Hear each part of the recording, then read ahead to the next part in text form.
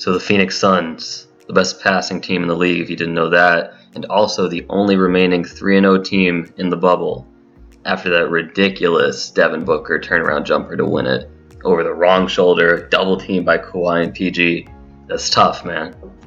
So can they make a playoff push in these last 5 games of the bubble? I think absolutely. 3 games back of Memphis for 8th, a game back of Portland and San Antonio, who are tied for 9th currently. And they have some tough games remaining, but I don't think they have any games left that are unwinnable. They go Indiana, Miami, Oklahoma City, Philadelphia, then Dallas. I think Miami's a tough matchup, and I would not see them winning that game. But Indiana, OKC, Philly, and Dallas are all winnable games.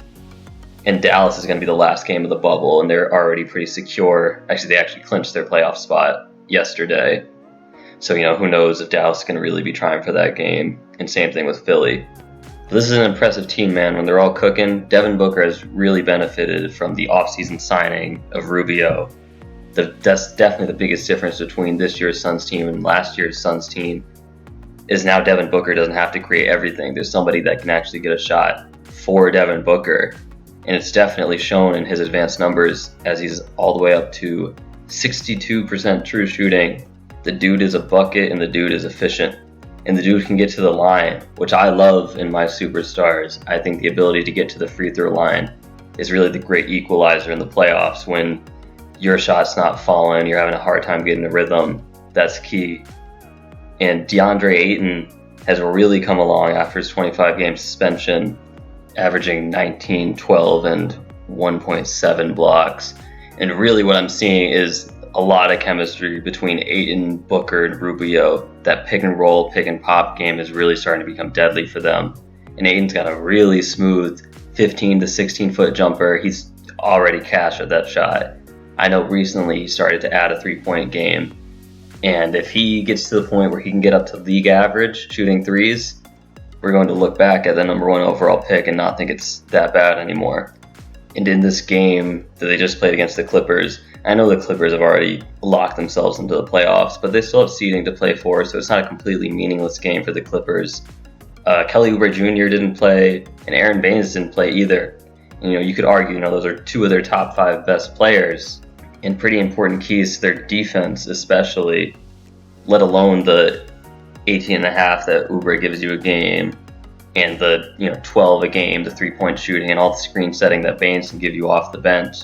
Those are 2 big pieces that they were missing, and I don't believe they're going to be out for the entire bubble. I know Aaron Baines is with the team. I'm 99% sure Kelly Oubre is too. So we could be seeing them by next game or the game after that. And when they're healthy, they're kind of deep. They got Sarge coming off the bench. Well, I'm still waiting for Sarge to really be unleashed. I think he's a really interesting prospect. 6'10", really well-rounded skill set, can shoot.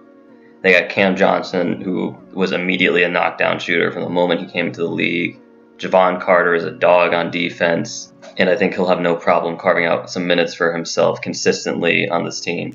Especially, he's also a 40% three-point shooter, too, so he can space the floor, he can catch and shoot, he can defend the other team's best guard. He's a great piece for them. You can throw Miles Bridges into the mix in that, too.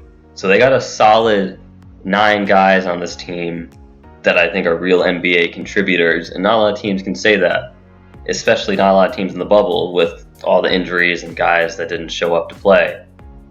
So, projecting forward with the Suns team, it's kind of hard to say what they're missing and what they need, because I think they have all these positions covered. They might just want to decide to try to cash in and package some of these young guys to try to make a move for whatever the next upset superstar is in the league. 'Cause, every offseason there's going to be some superstar that's not happy with where they are. Bradley Beal and a few other guys on this team, just to make sure I'm not getting anybody. Frank Kaminsky, Cheick Diallo, Eli Okobo. I'm not super impressed with those guys. I kind of think those are just pieces that are waiting to be moved or not re-signed, basically. But hey, a savvy front office would be able to flip those for some sort of usable NBA player. Now, do the Suns have a savvy front office? It's hard to tell. Their owner's pretty awful. Robert Sarver is in the running for worst owner in the league, which is always just so difficult to be a successful team when you have bad ownership. But I think James Jones has done a good job as their new GM. He's made a lot of under-the-radar moves, besides trading TJ Warren, which that was a horrible move. But besides that, he's definitely improved the team. The team is definitely better now than compared to when he first got there. So I think there's actually hope for Suns fans. And I don't think I've said those words in probably about 10 years, so it's got to be feeling pretty good if you're living in Phoenix. So are they going to be able to snag the 8th spot in the bubble? Remains to be seen. Devin Booker is going to have to continue his hot shooting, especially if Kelly Oubre isn't going to play. And I don't really think the Lakers would want to see this team in the first round. I definitely think the Lakers probably want Memphis, because I just think there's so many bodies, if the Suns are healthy, that's the big caveat, that they can throw at the Lakers. But if you put a gun to my head and told me to make a pick, I'm going to have to say I think they're going to fall just short. But hey, Phoenix finally has a fun team again.